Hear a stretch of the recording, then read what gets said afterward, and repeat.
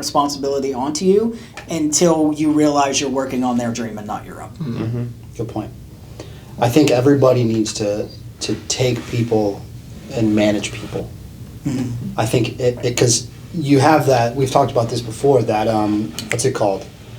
Not fraud, but where you're...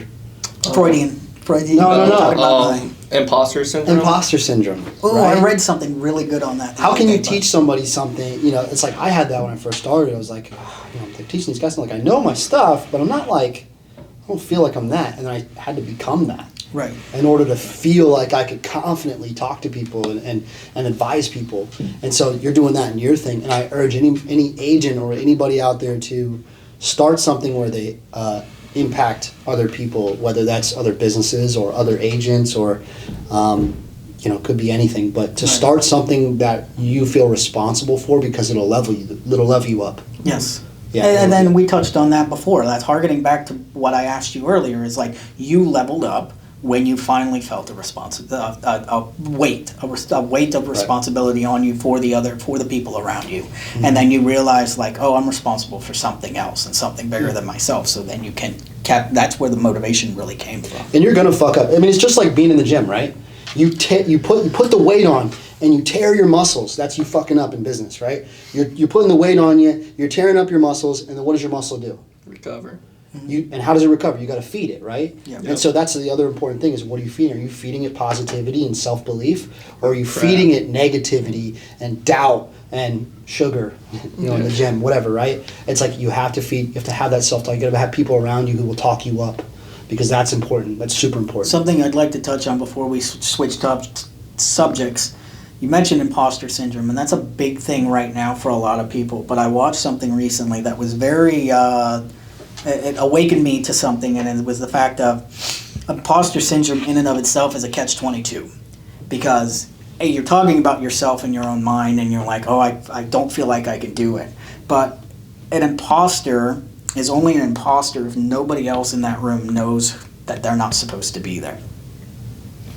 So if you think about that, it's like, you know that someone in this room is an imposter. Like, they have a mask on. Like, they're pretending to be something. You know they're pretending to be something. You know they're pretending. So that catch-22 says, then they can't be an imposter if they're not tricking anybody. If they're known for it.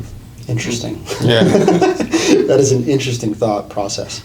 So what else are you guys doing to self-improve? What are you guys doing to self-improve? Dalton's got the BNI stuff that's really put some responsibility on his shoulders. You guys doing anything specifically? I mean, we touched on it, but the gym, that's been a priority of mine as far as like the self-improvement, just because the mental strength it takes to push through those extra reps is like the same thing it takes to make one more call. It's triggering the same thing in your mind.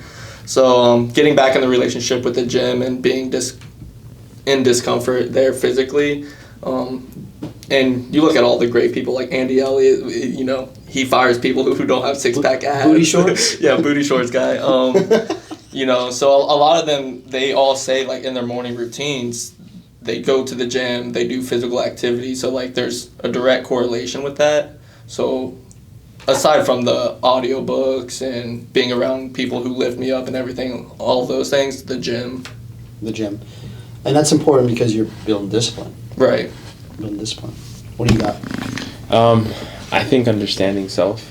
I think before you can become somebody else, you have to understand yourself. 100%. And kind of step back for a second and look at everything and be like, okay, I don't want this to be an experience. I want it to be an encounter. So like when you encounter something, it changes you forever. So I want to learn to kind of like, and I don't know how to explain it. It's like I'm standing back and like I'm just looking at everything that I need to fix, and it's like how can I go at this angle and go at that angle.